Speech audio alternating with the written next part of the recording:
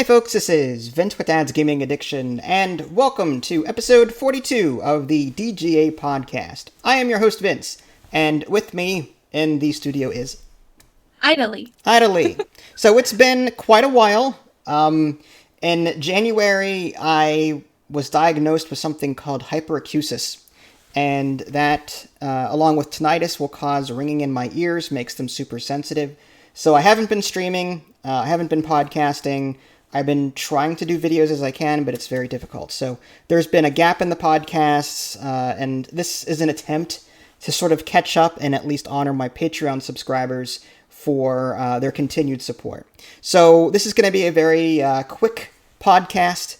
The topic is going to be top 10 chess tips for beginners.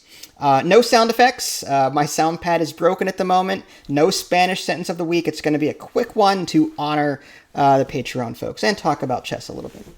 All right, so let's get right down to it. So top 10 chess tips for beginners. Well, first off, as a little bit of background, I have been playing chess since I've been a little kid. I was a member of the United States Chess Federation, and my rating at that point in time was a 12 or 1300, but that was back in grade school. I have no idea what it would be now. 12, 1300 is actually somewhat average-ish, below average. Like it's okay, but nothing great. Grandmasters are like 2500 plus. Masters 2000 plus. Experts 1800, that kind of thing. So I have experience playing chess, but I haven't played professionally since I was a kid. And Ida Lee here, even though she says that she has no chess skills whatsoever, she holds her own against me when she puts her mind to it, for the record. I'm so bad at chess. I don't think I've ever won a single game in my life. Like, I just can't do it for some reason. But who did you play against? Was it all me, or was it other people? You, bots. Other people, my piano teacher. Your piano teacher? Yeah, she actually was the one that taught me chess. So. Shouldn't she have been teaching you piano? She taught me. She was a good woman. She taught me a lot of things. I see. I'm just curious. Like, shouldn't she have been teaching you piano while she... All right, anyway. I'm not going to even... Okay. So, top 10 chess tips for beginners.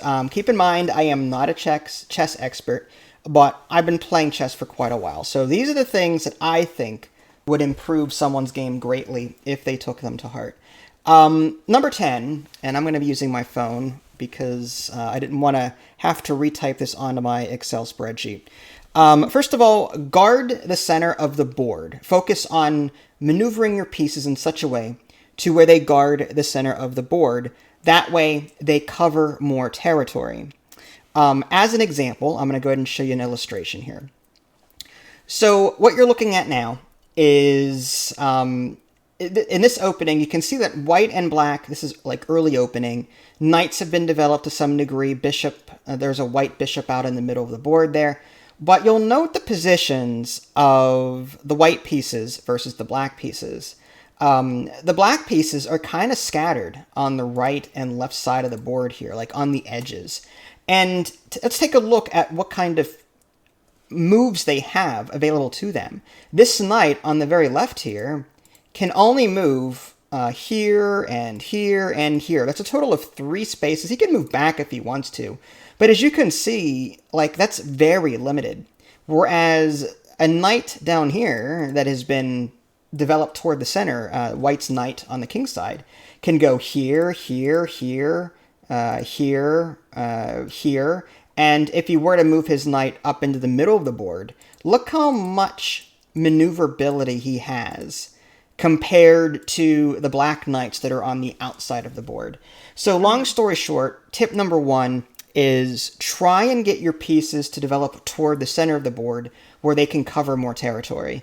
And in doing so, that should allow you to get the upper hand if your opponent doesn't do the same thing. Any questions or thoughts on that? Yeah, what happens if your horse gets threatened? If your horse gets threatened and you have no choice, then by all means, develop it in whatever way is best in that situation. It's hard without analyzing a particular situation to answer a question appropriately because positions will change as you play. Like every game of chess typically is not the same. The openings might be familiar, like people will have openings memorized. We'll get to that later. And people can up to 10, 15 moves, just robotic like, just blah, blah, blah, blah, blah. But typically, you know, in the case of, the rest of the game, you never know what you're going to be experiencing. So if your knight is being attacked or if your bishop is being attacked and you are forced to move it away from the center, that's okay. Unless you have a way to protect it, it's okay to move it away and protect that piece. So as long as you're still applying pressure to the middle of the board rather than, making it kind of useless out off to the side. Not every situation is going to be that way. There may be an advantage to moving a piece to the outside, but in most cases, more moves availability means better, more opportunity. So can you castle a knight? You cannot castle a knight. Okay. Knights, the only things that can castle is a king and a rook. You just got rid of like my question for every single piece. What are you talking? Are we going to ask about the bishop and I the was. queen? Okay. No. The bishop. Yes. So for those of you that are new to chess, I'll just bring this illustration back up.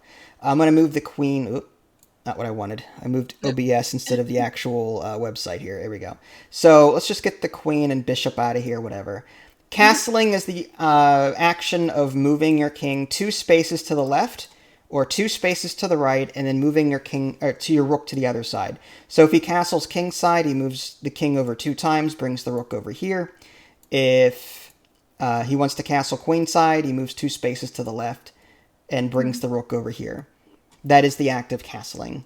And we'll get into castling later, but typically that is what castling is. There was also another rule called like pawn far or something like that, where that's a Star Trek mating term for Vulcans. Sorry. Pawn far is what happens every 7 years when a Vulcan needs to return home. No, en passant. En passant. En passant means in passing, and I guess we'll talk about that real quick right now too. We're gonna cut that part out, right? No, it's fine. And I need just to lock this so I don't move it. That's what happens when you're old and have 7,000 windows open.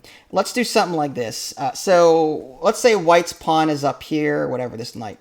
So if black were to move 2 spaces with a pawn on his first turn and cross the attack line of the opposing pawn, like something like this pawn normally attacks in the diagonal. This black pawn just crossed that diagonal, right? So what you can do in en passant, meaning in passing, for that next turn only, you can move diagonally to that empty square and then remove the pawn in question and just, it's gone. I think that's one of the most silliest rules in chess. It's en passant, in passing, but you have to do it that next turn or you don't have the opportunity to do it again.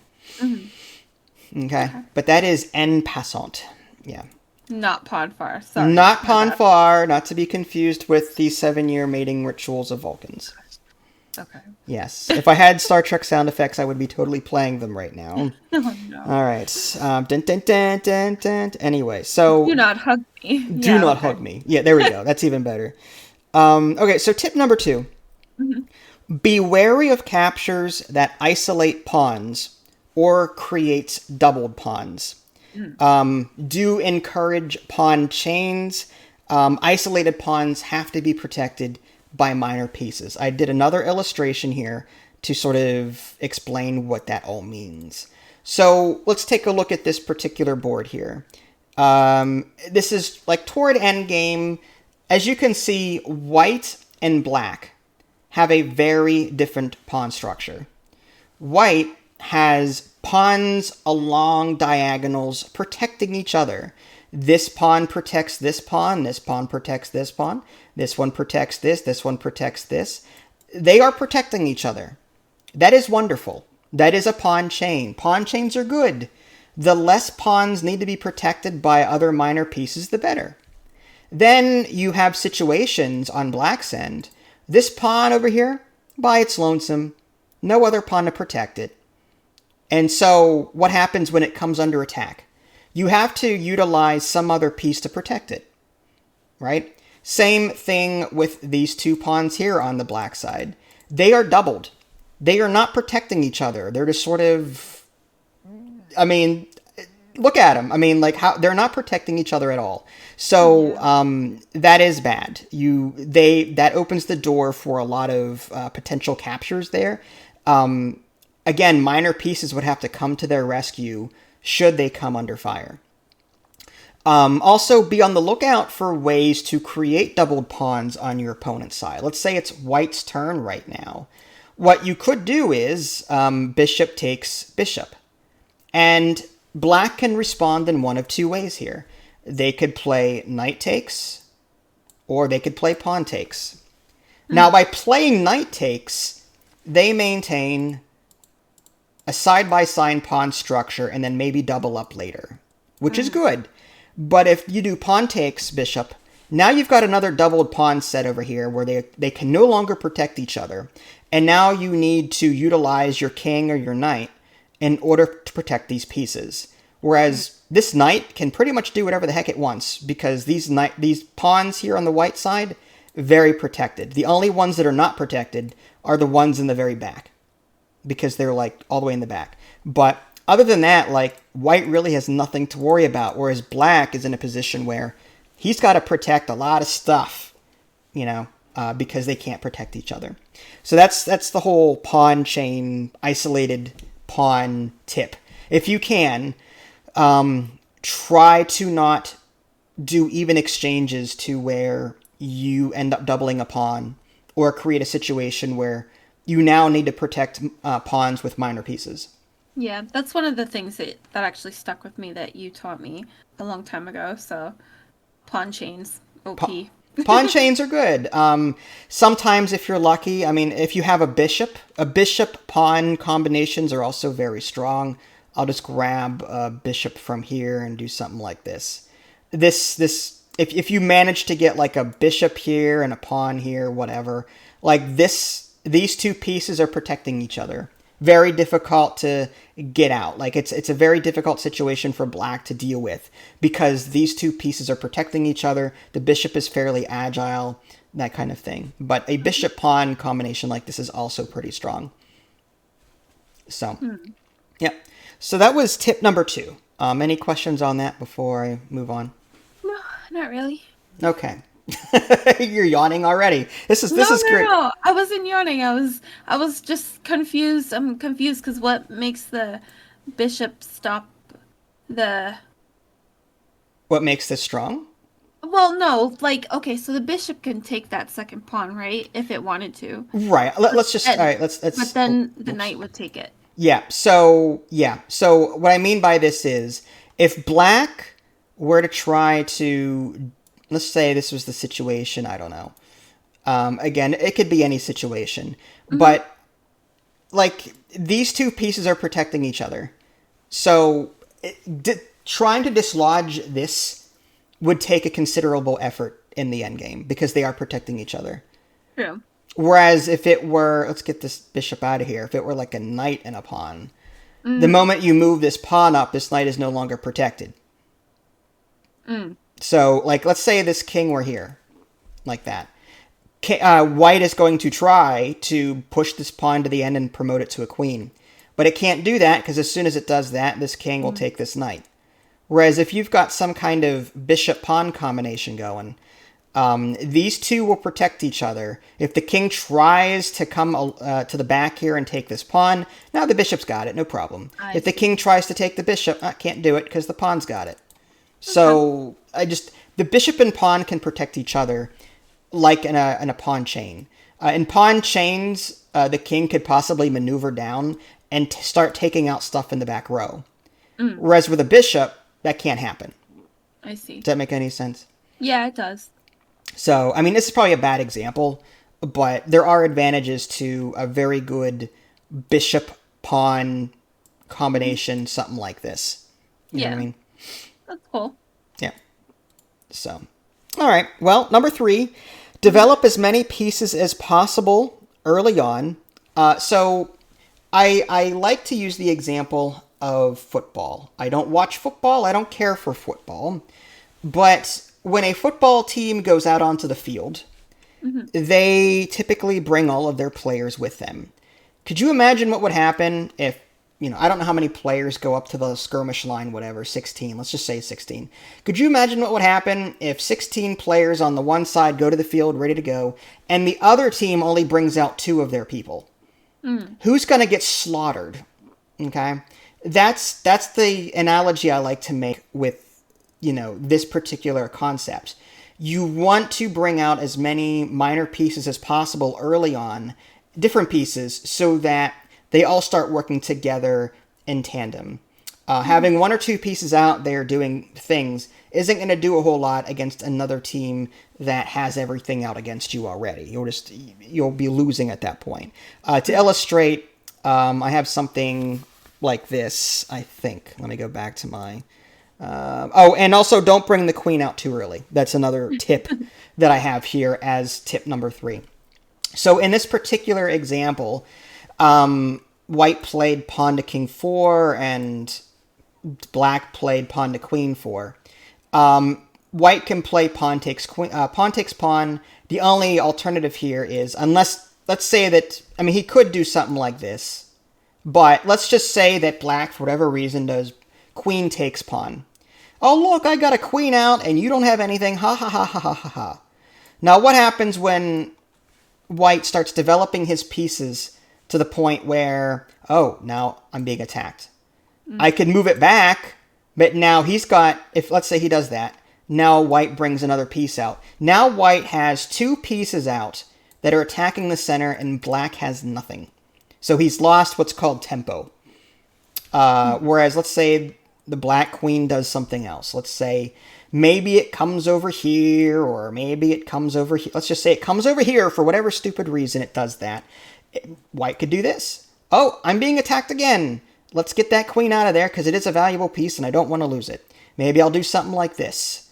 And now maybe white develops even further. Oh, now I better start developing. Oh, wait, maybe I can do something like that. And now the queen is under attack again. And the queen can't take it because the knight will take him back. So now black has spent 3 or 4 moves at this point retreating their queen, while white has been steadily opening up their territory and their pieces. And that, again, builds tempo. That allows white to get, a better position overall. Because once black is done getting this queen out of here, white, look at that. White now has 1, 2, 3, 4, 5. And black only has 1, 2. So bringing your queen out early can be powerful if your opponent doesn't know what they're doing, but you can't always rely on that. The queen can wreak havoc against a player that has no idea what they're doing in the opening play. But more often than not, if you're playing against someone that's really good or at least competent, they will defend and drive your queen back. And you'll have lost time that you could have been spending developing these other pieces back here.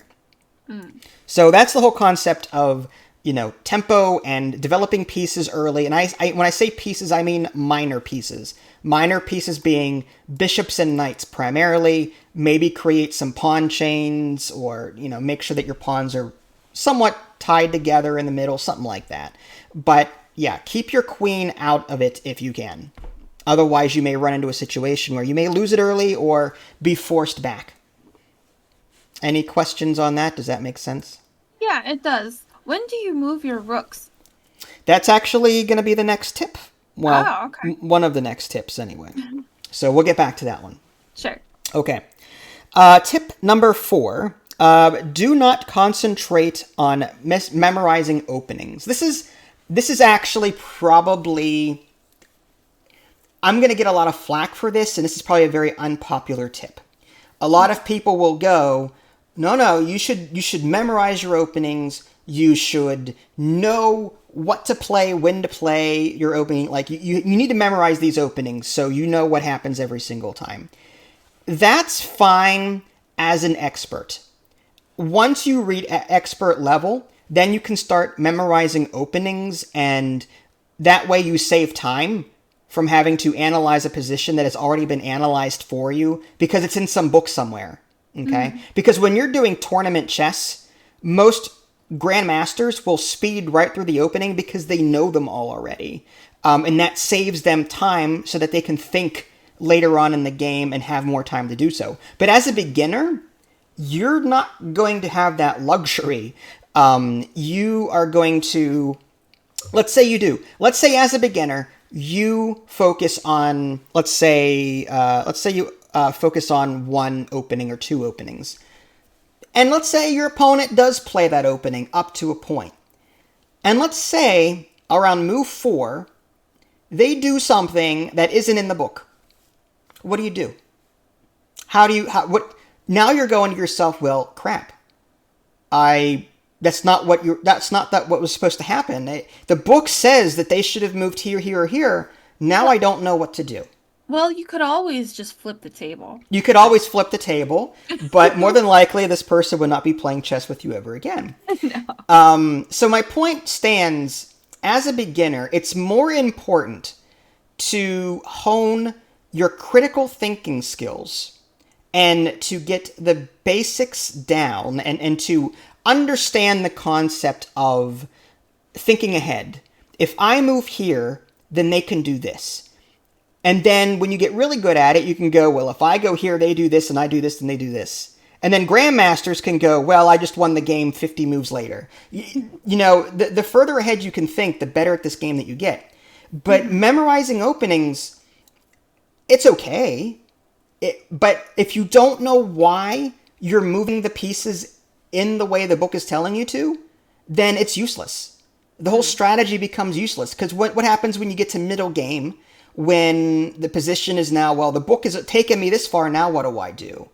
Let's say you do play the perfect opening from the book, and now you're in middle game. Well, I don't have any chess skills to rely on now to get me through the rest of the game because the book stopped. So it's more important to, in my opinion, get your critical thinking skills down first before you start memorizing. Okay? In my opinion. I would focus more on the logic side of it. Like, you know, if this person moves here, then I do this. Think ahead and start 1 move ahead, 2 moves ahead. If you get good, 3 moves ahead. Once you get that down, then yeah, openings. Start looking at openings and seeing the different combinations. And then once you start memorizing openings, you can go, oh, that's why this opening is so powerful, because these pieces can do this, this, and this in this situation. Whereas the beginner is not going to know why this is happening. They're just monkey see, monkey do. Oh, but now the book doesn't help me anymore because, yeah. So, you know, you understand what I'm saying here? I think so. You think so? You don't? I think so. Okay. It's just, chess is really hard. Chess is hard. It can be. Put that on the box. Put chess is hard. Idly 2023. 10/10. Chess is hard. 10 out of 10. IGN 9 out of 10. So yeah, I know that a lot of people may disagree with that. And they're like, well, you gotta memorize your openings. You gotta know this. You gotta know this. Fine, but hone your critical thinking skills first. But what if you have none? Then develop them. Then memorize. I don't know how to play the piano, but I bet I could become really good at it if I practice. Or you could memorize a song and be so excellent in that one song. That's a good example. Fine. Let's say I'm at a concert. Or let's say I'm at a party.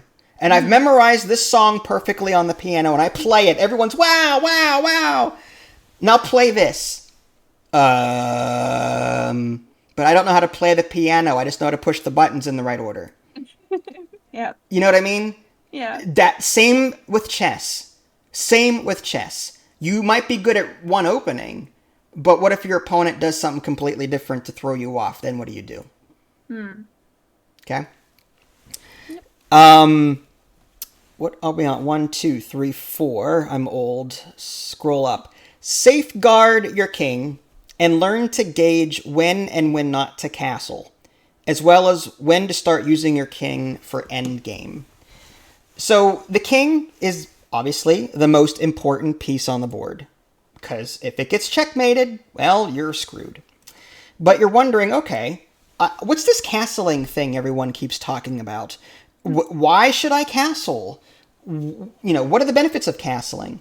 Castling, typically, goes back to what I was saying earlier about bringing your pieces into the middle of the board. A lot of crap happens if both players start bringing their pieces into the middle of the board. Well, guess what? Your king just happens to be in the middle of the board, kind of, sort of. The whole idea of castling is to move your king off to the side, away from the center of the board, so that crap can't get to your king easily. That's the whole idea of castling. But there may be situations where castling is not always ideal. In this particular example, white has a choice. Do they castle kingside? Do they castle queenside? Or do they stay where they are? What would you do in this situation, out of curiosity? I would throw the queen at the king. You would throw the queen at the king. That's a very professional way to look at this. Do you have to castle? You don't have to. That I gave you 3 choices. Do you castle kingside? Do you castle queenside? Or do you stay where you are? I would, in my very, very unprofessional opinion, I would stay where I am. You stay where you are. Okay. So it's possible that might be a good move. Mm-hmm. It's possible. But consider this. Mm-hmm. Black has the ability to bring his rooks to the middle of the board and start pushing pawns down white's throat. Now, what happens when, this pawn... Let's say that this black pawn were no longer in the picture for whatever reason. Okay. This pawn is now pinned and cannot diagonal take.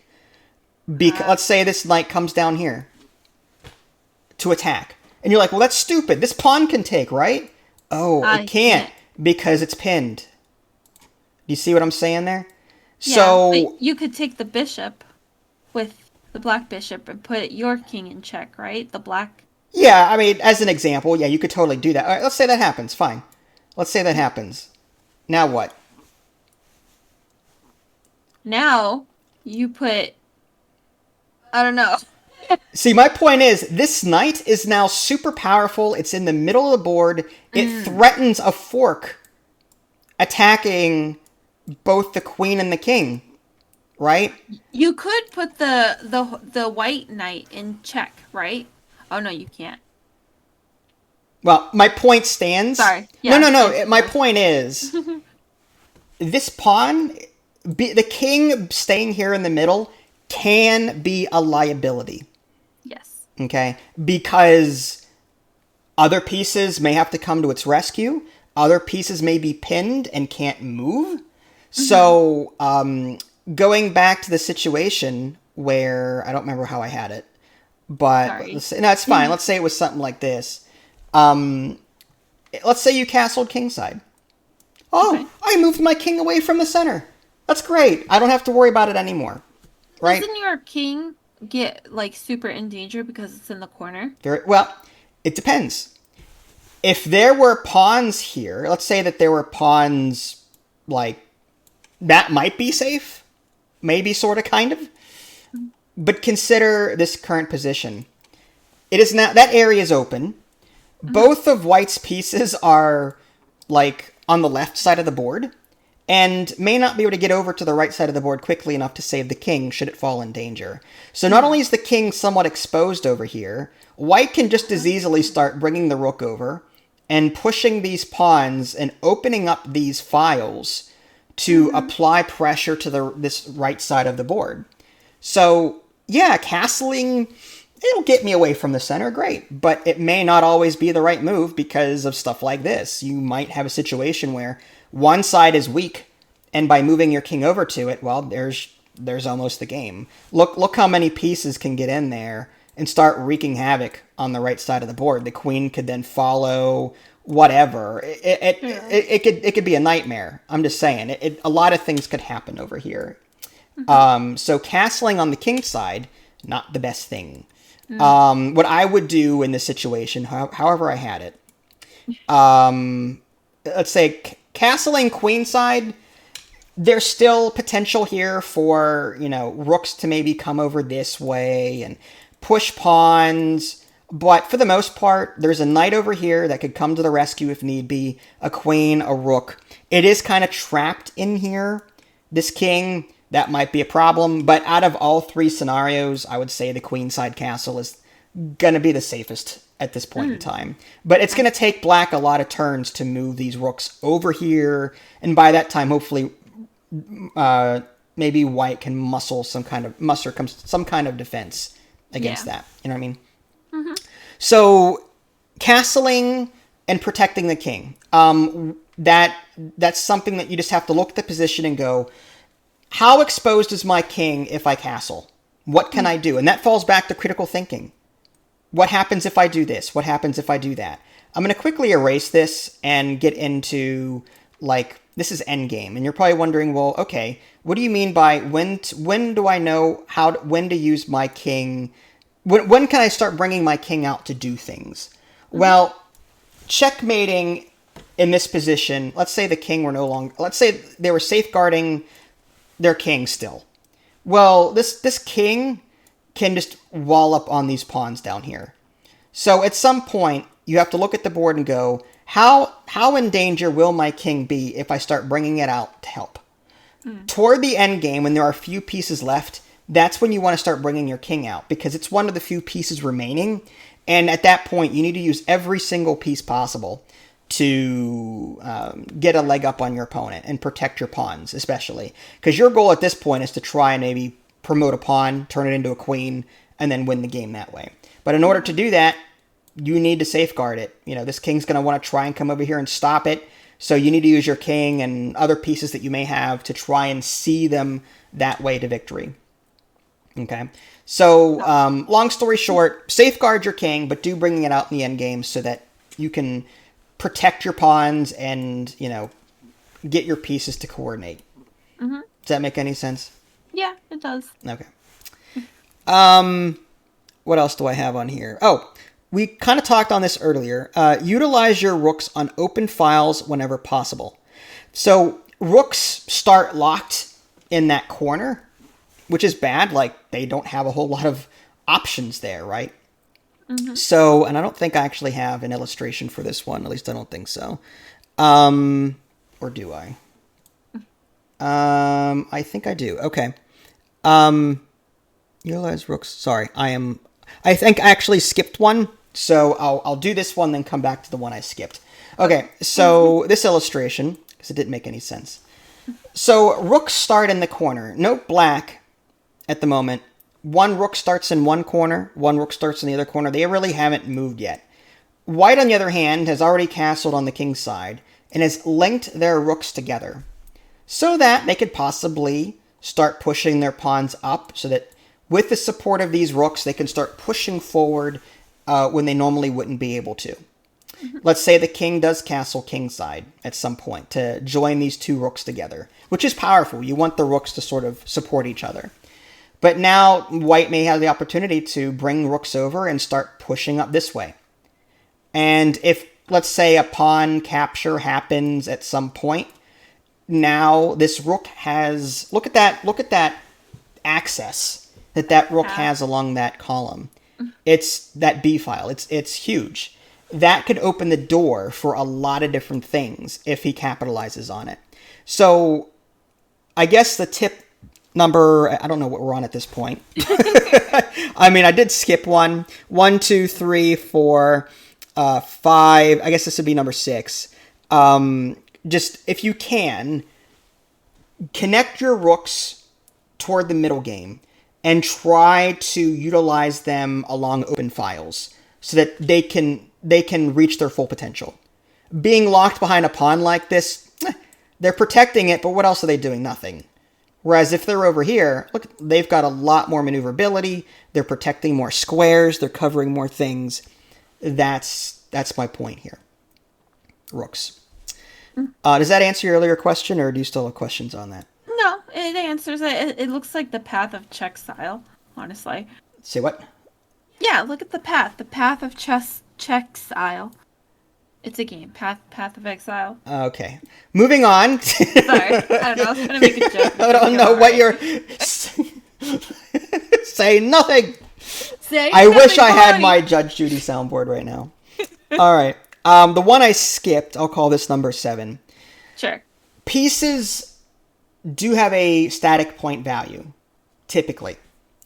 In most books I've read as a kid, they say the same thing. Pawns are worth 1 point. Bishops and knights are worth 3 points. Rooks are worth 5 points. Queens are worth 9. And, well, the king is, well, it's the most valuable piece, so don't lose it. You lose. Yep. So that is not always true. It's a good starting guideline, but there are situations where that is not the case. And it's important to maybe recognize these things.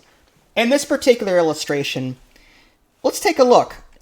Knights and bishops. Let's take a look at the knights and bishops in this situation. How powerful do you think this knight is compared to white's bishop? The black knight versus the white bishop. Now, this one here and this one here. It's pretty powerful because there's 2 of them. There's 2 horsies. Well, not only that, look at what the black knight can do compared to the white bishop. They're both technically worth 3 points, right? Yeah. But where can the bishop go? It's landlocked. Yep. Its only moves are like here and here. The rest of the board is completely closed off to it. Yep. So black would be an idiot. And look at this knight.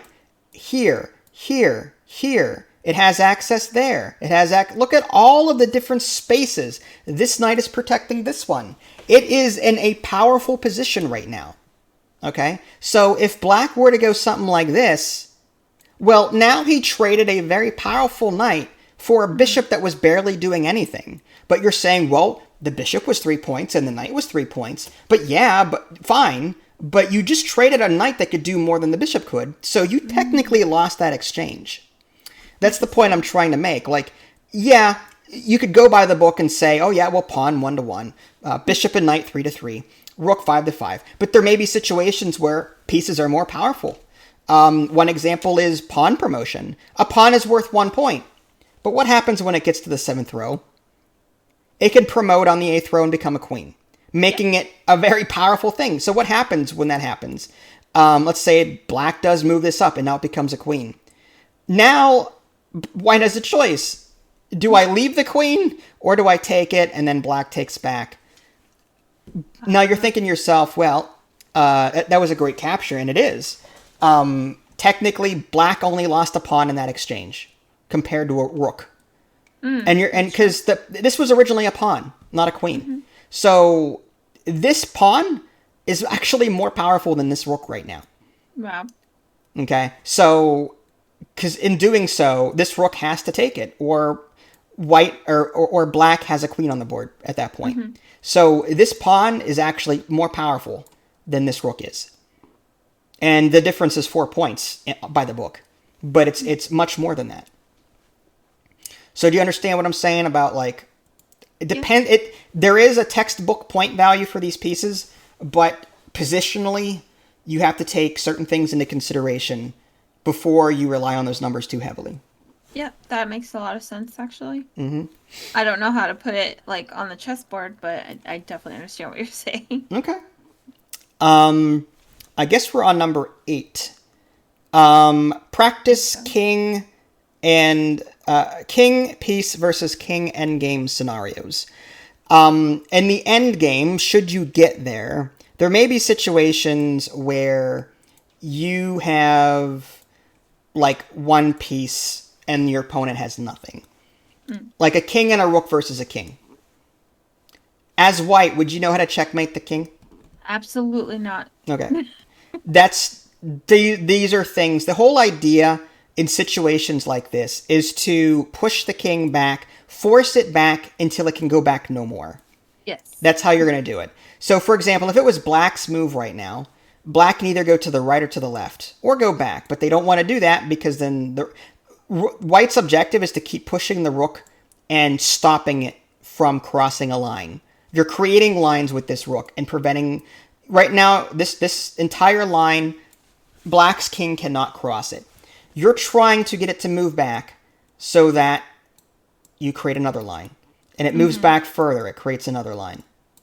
Okay? and until it gets to the back row, and that's your goal as white anyway. So this is a losing position for black, unless white really fouls up. But typically, like, let's say black goes here, white moves over. The whole idea is to get the white king in front of the black king. Mm-hmm. Okay? And by doing that, so if white's king goes here, now black is forced to either go back or to go to the right. If it goes back, the white rook moves up and creates that line I was talking about. Let's say it goes to the right. Now the kings are in front of each other. When it's white's move, you want to push the rook forward. And now the black king is forced to go backward because the white king is guarding all of those squares. Oh. So now the black king goes back, the white king follows, and now we're going to play chase the king, move the rook, chase the king, chase the king, chase the king, chase the king, king comes back. Oh, situation, rook forward, the king has to move back here because there's nowhere else for it to go. And eventually you're going to get to the point where it's in the back row and chase the king, chase the king, chase the king. Could you have done the same thing, just moving the king up and like right in front of his face? You can never put yourself in the check. Oh, I see.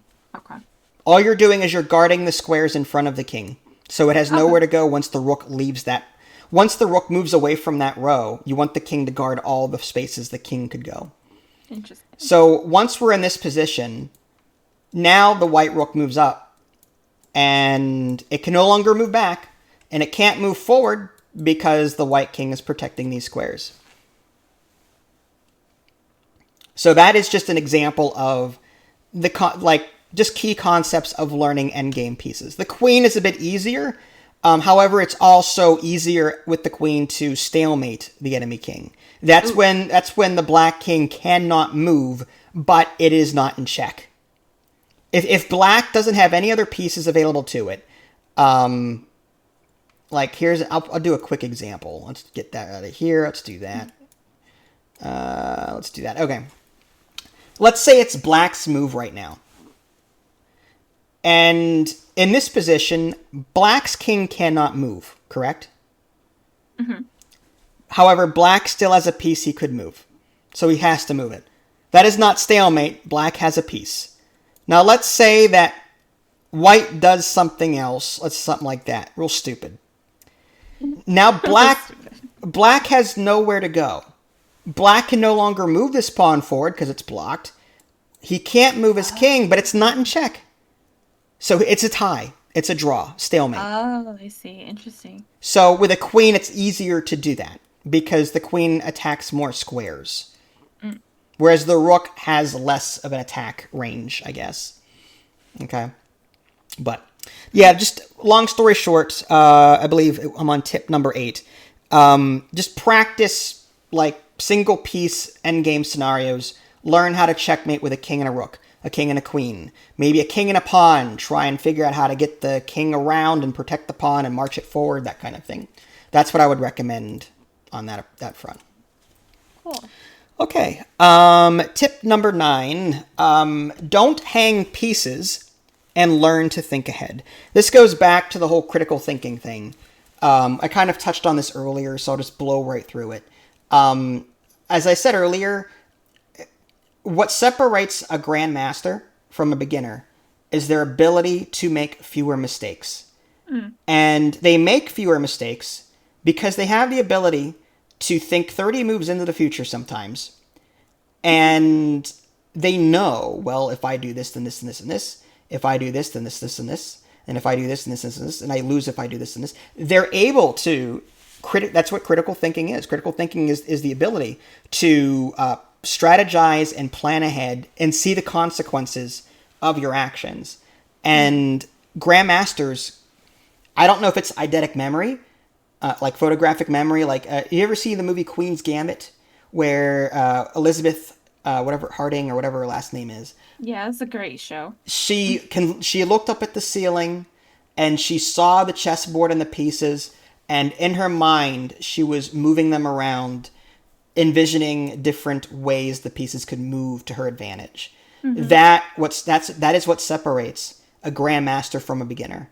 And that is what I think all beginners need to first focus their efforts on in order to become successful. Before they do anything else, learn how to think that way. Learn to think ahead. The fewer mistakes you make, the better your game will be. I mean, it's that simple. The fewer pieces you hang, you know.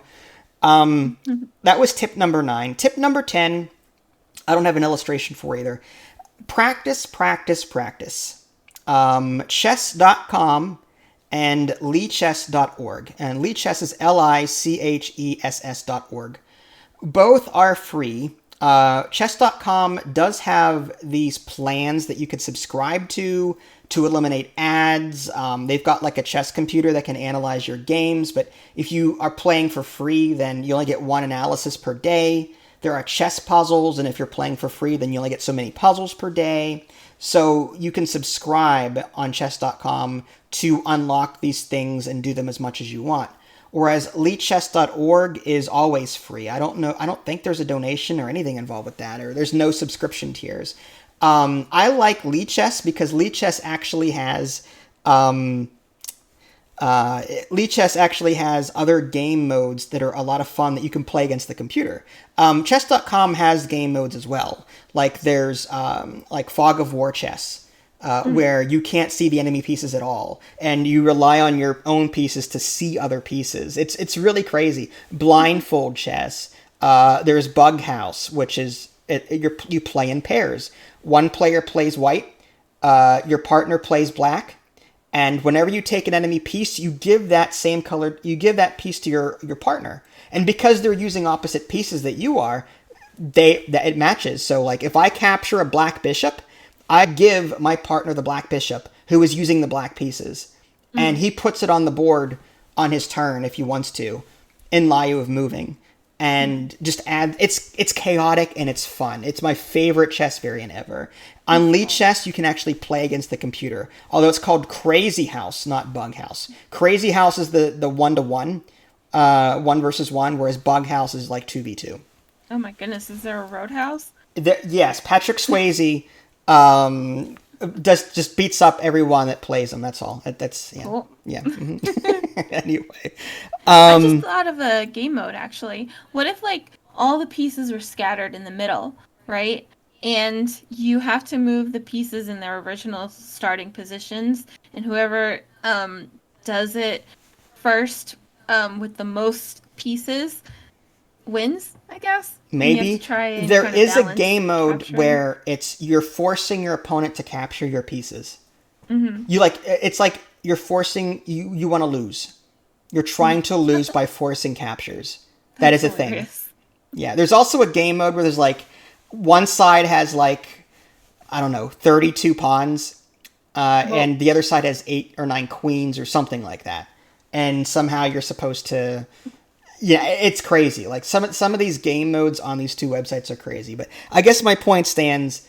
You do not have to buy a very expensive chess software in order to learn how to play this. Chess.com, chess.org, or lichess.org, both can. Lichess.org is free always, and chess.com has subscription tiers if you want to do it. Definitely check out those first. The communities for both sites are huge. You can actually watch people play right on the homepage. It's a lot of fun to watch sometimes. Yeah. So practice, practice, practice. And if you are too nervous to play other people, both sites have bots that you can play against. You can start with the beginner bots and then work your way up. Chess.com I like better, only because on lichess.org there's only 10 levels. Stockfish levels 1 through 10.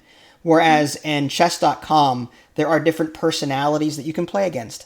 Like and they rotate them. During Christmas, they had Santa Claus, Mrs. Claus. They had Rudolph. And they had different ratings, and you could play against them.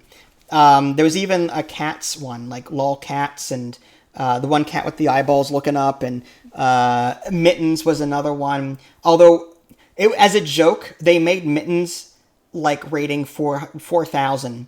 And he was beating the pants off of grandmasters all around the world. As a joke, everyone was getting destroyed by Mittens, I think it was. Cute. Yeah. I have a surprise quiz. For me? For you. Oh, good. You ready for this? A chess quiz. Okay. Chess quiz. All right, let's see how much you know about chess. You're gonna get all these right, by the way. We'll see about that. I'm pretty sure you answered this earlier, but I'm just gonna ask it. The queen is how many points? 9. Very good. But it could change. The rook is how many points? 5. That Very could good. change. That could change. All right. Okay, hold on. My thing broke. that was I win. I got 100%. No. Okay, wait. Here it is. Okay. In chess, what piece has little power but is the most important? The king. Are you sure? The king is the most important piece on the board, bar none. Yes. Very good. Because if you lose it, you lose the game. Yes. What is the name of the opening move? NC3. Knight to c3. That's just it. Do you want the multiple choices? Is that the very first move? It just says what is the name of the opening move? NC3. Yeah, because this is one thing I have not memorized openings, but I'll be curious. Go ahead. Oh, okay. I know a couple, but this is where I lack in my chess playing. So, the choices are King's Indian attack, Paris opening, Dunst opening, or Durkin's attack. What was the first one? King's Indian attack, Paris opening. See, King's Indian. I could have sworn the King's Indian was pawn to King Knight 3 and then Bishop to Knight 2. So I don't think it's that one. Anything with the Indian defense, I think, is a fianchetto with the Bishop. The second one was what? Paris opening. Paris. Third? Dunst opening. To be honest, I have never heard. Okay, and number 4 was what? Durkin's attack.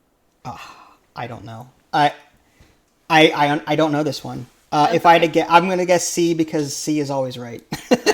Yeah, you're right. Am I okay? Well, there you go. Dunst. Okay, opening. all right. Very good. I knew it wasn't A because the King's Indian is Bishop to Knight 2 after pawn to. I'm old school and use descriptive notation. A lot of people hate that. They like their algebraic A1 to B2 or pawn E4. I use old school descriptive pawn to King Bishop 4 or Knight to Queen Knight 3 or anyway. All right. So, next question. Only the king can move when double checked. What is the name of the area where the king travels to? Wait. Only the king can move when double checked. Right. If there's two pieces attacking it, it has to move. Mm-hmm. I mean, it has to go to an escape square. I mean, I don't know what it's called, but I'll give you the multiple choices then. It's either passed pawn, raiding, desperado, or space. Well, it moves to a space. It has to move to a space. I mean, what was the question? Only the king can move when double checked. What is the name of the area where the king travels to? And the first option was what? Passed pawn. No, a passed pawn means getting the pawn to the end of the board. No, that's not it. B? Desperado. Never heard of that term. Raiding. Raiding is someone's chess rating. No. Space. Space. It has to move to a space after being checked. It moves to an empty square, so it doesn't get checked anymore. That's my answer. Okay. Incorrect. It is Desperado. I've never heard of this Desperado before. What site are you reading this off of? I'm just reading this quiz. That's all I'm doing. That's bull. I've never heard of Desperado. What is this, the Wild West? I don't know. Is Will Smith playing this chess game? Is he writing this article? Desperado. A desperado tactic happens in chess when a player makes one last advantageous move with a piece that cannot be saved from being captured. It's an actual terminology. Okay. All right. Cool. Interesting. All right. I stand correct. I learn something new every day, I guess. I've never heard of that. All right. Another one. One more. What is the equivalent phrase to walking the plank? Zugzwang, attack, checkmate, or blockade? Wait, a zugzwang. I've heard of that. That was so long ago. Oh my gosh, this hurts. All right, walking the plank is what, like, just walking the plank on a pirate ship is like throwing yourself into the water and pretty much dying, right? So what were the answers? Zugswing, attack, checkmate, or blockade.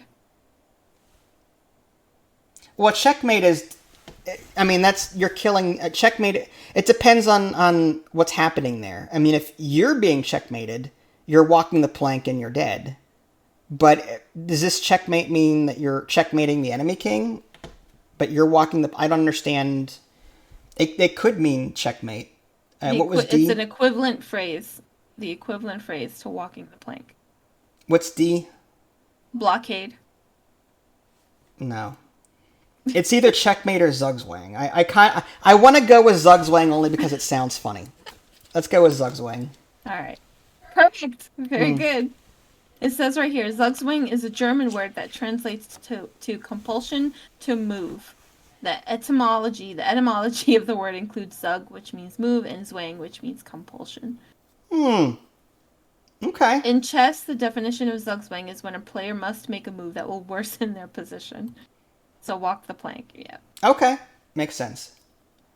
Well, that was fun. When did you come up with these? It's on a chess website. It's actually kind of cool. They have so many questions. If you want 7 more, I can give them to you. Go ahead. Keep them coming. Oh, cool. Okay. All right. Pieces are grabbed more quickly in a maiden's game than usual. True or false? I don't know what a maiden's game is. I've never heard of this before. All right. So I will say this, based on my knowledge. Pieces are typically traded in an open game. I don't know what the term maiden means, but in an open game where things aren't as closed off, pieces can easily be exchanged more quickly. I don't know what the terminology for maiden is in chess, to be honest with you. In a closed game, pieces are deadlocked and can't do a whole lot. So if I had to guess if maiden meant open, then sure, true, but I don't know for sure. Okay. So true? I'm going to guess true. Okay. It is correct. You got it right. Okay. They're grabbed more quickly in a maiden's game. Does it say what maiden is? It doesn't, unfortunately, but I came across the Scholar's Mate. Scholar's Mate is bishop and queen, checkmate, 4 moves. Yeah. Yeah, that was actually one of the first things that my piano teacher taught me. And that was incredible. And I was like, I want to do this too. And then I keep forgetting about it. All right. A king that is the only piece of its color on the board. What is it called? A king that is the only piece of its color on the board? Mm-hmm. Well, it's by itself. I mean, that means it's a lone king. I don't know. The 4 multiple choice answers are Hare King, Dare King, Bear King, or Share King. Was the first one? Care, C-A-R-E. Care King? Mm-hmm. Dare, D-A-R-E. Okay. Bear, B-A-R-E. Or Share. I'm going to go with Bear. I've never heard of this. Yeah, that's what I would have called it. Yep, it's correct. Okay. Woo, we both got that right. I've never heard of it. That's so I usually weird. resign by then if that's the case. All right. What term is used when a pawn is promoted but does not become a queen? Oh, well, it's an underdeveloped promotion. Like is there a multiple choice? There is a stopwatch, an under promotion, a burning candle, or a water clock. Under promotion is what I would. Under promotion. Correct. That was an easy one. Yeah. Stopwatch. It's a water bottle. All right. What was the name of the computer program that beat an international grandmaster? Deep Blue. In 1988. Deep Blue. Deep Blue? There's no Deep Blue. All right. What are the close, choices? Though. What, You're very close. What's the choices? Oh, if I tell you, you'll know. Is it PAL, E5200, Brain Trust, or Deep Thought? Deep Thought? Yeah. I could have sworn there was a Deep Blue. I don't know. It just said Deep Thought. Okay. Maybe there is. I'll Google that later. Uh-huh. Uh-huh. Psychologists often cite chess as an excellent way to improve what? Critical thinking. There's no critical thinking. All right, what else? It's either patience, REM sleep. Sorry, that made me laugh. Well, first of all, patience is my go-to there. But yeah, I mean, if you don't like chess, sure. There's also focus or memory function. Memory is not what chess is all about. Patience and focus are both great answers. Mm-hmm.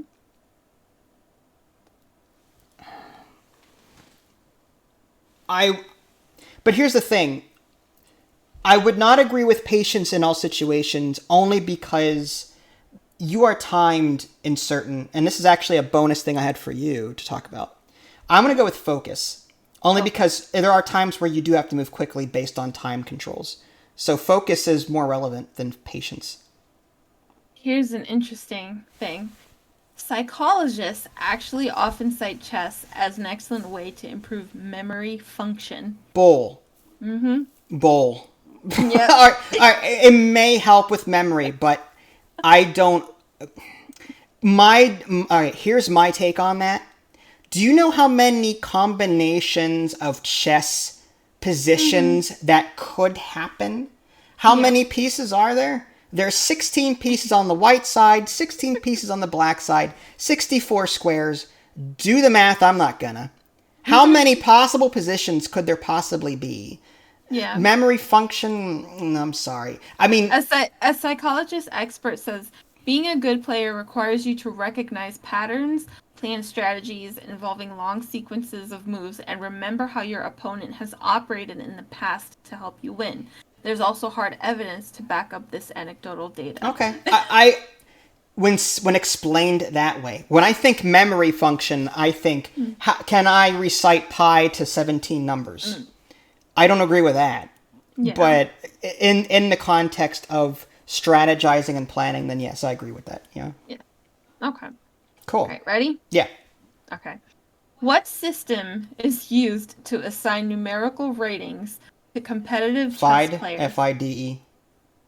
There is no F-I-E-D. No, F-I-D-E. FIDE. The FIDE rating. No.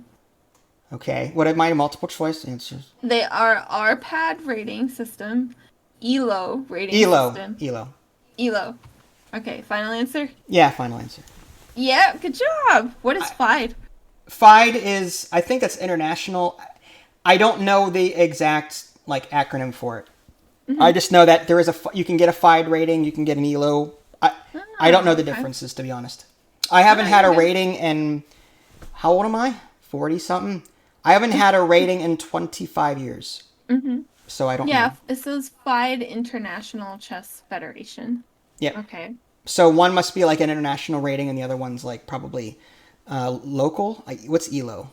ELO says it's the rating system that measures the relative strength of a player in some games. Okay. I don't know. How is ELO different than FIDE? I'm curious. I don't know. Anyway. I have no idea. Okay. It doesn't say that. It doesn't say anything about ELO versus FIDE. Okay. That's funny. All right. Next. What label is given to a chess player in his or her first year of competitive play? Well, there's a beginner, novice. What are my choices? Beginner, novice, rookie, or class 1? First year, I would say beginner. Beginner? Okay. Final answer? Yeah, it could take several years to become a novice. Incorrect. That is rookie. Seriously? Is that an official rating term? Yes. Well, yes. The label given to a chess player in his or her first year of competitive play is a rookie. Okay. Yeah, I haven't done competitive play in 25 years. Oh no, you're good. No, but I would have failed this quiz. Well, no, quiz a long time ago. A lot of it is technical words that I'm getting hung up on because I don't know that stuff. But okay. Oh, here's some you may know. What organization is the governing body for international chess competitions? The United States. Well, no, international. You said. What organization? Yes, is the governing? Is it governing or governing? Is it the World Chess Organization?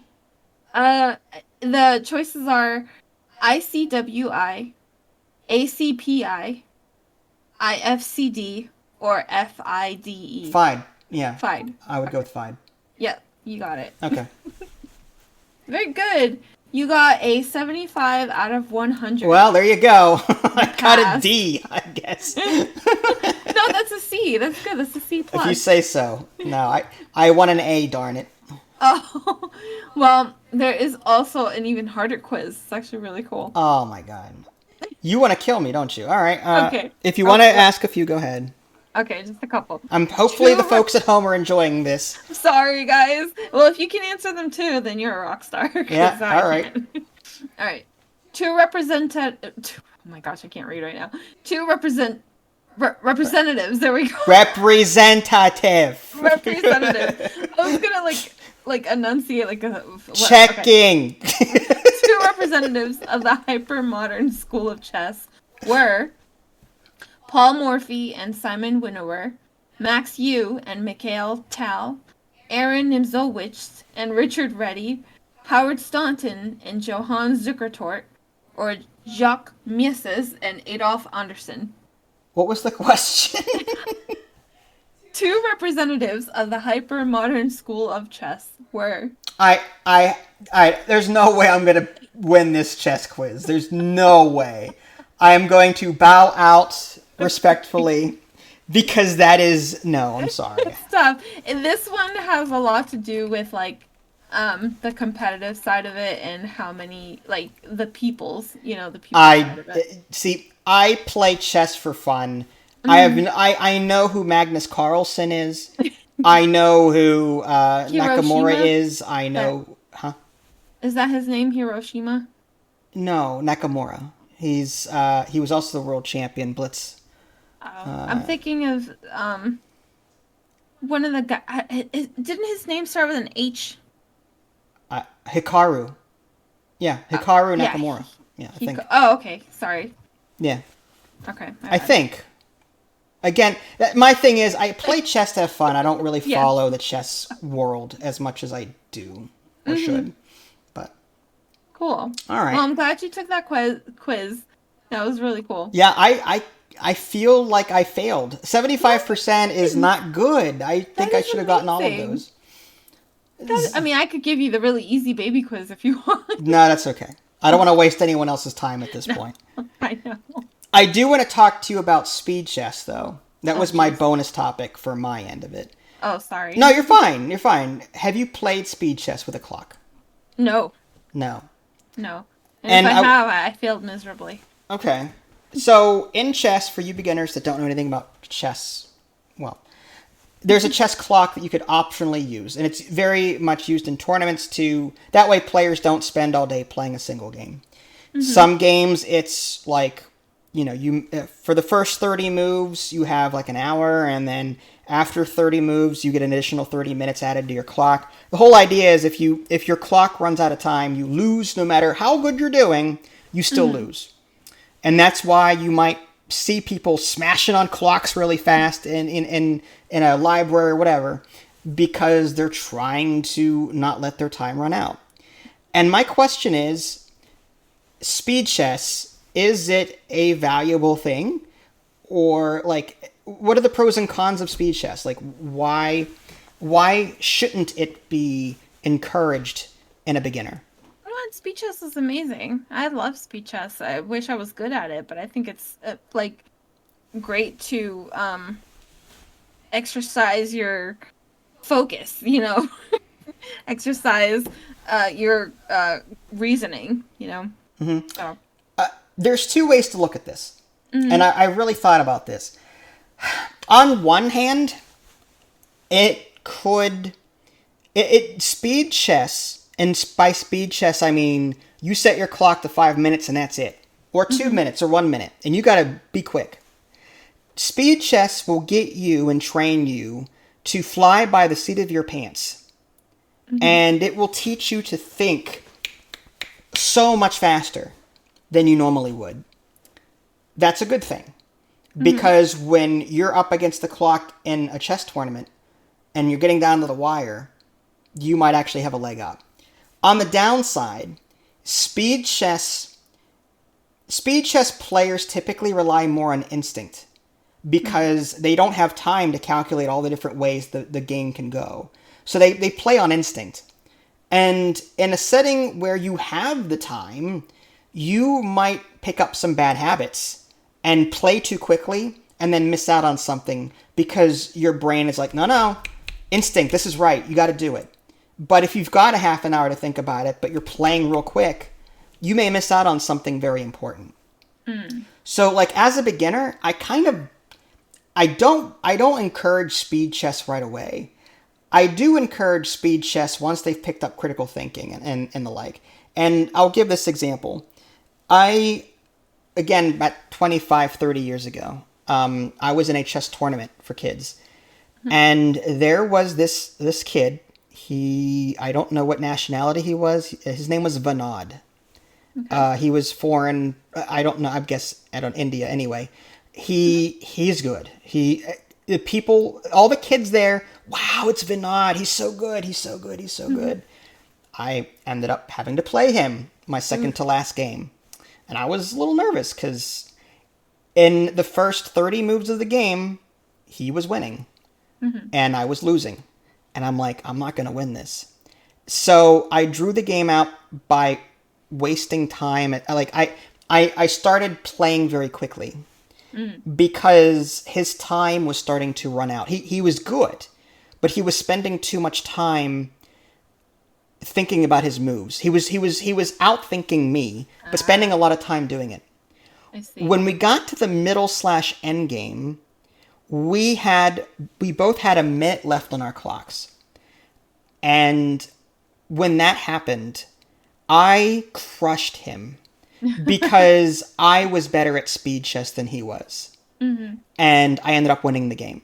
Very cool. Had this had been a regular chess match where there was no speed chess and we had time to think about things, I would have lost. But because we forced it into a speed chess thing by letting time go down, like, that is a skill that I was better at speed chess than him, clearly. I was able to think on my feet a lot faster. He made a crap ton of mistakes because he wasn't used to thinking on the fly like that.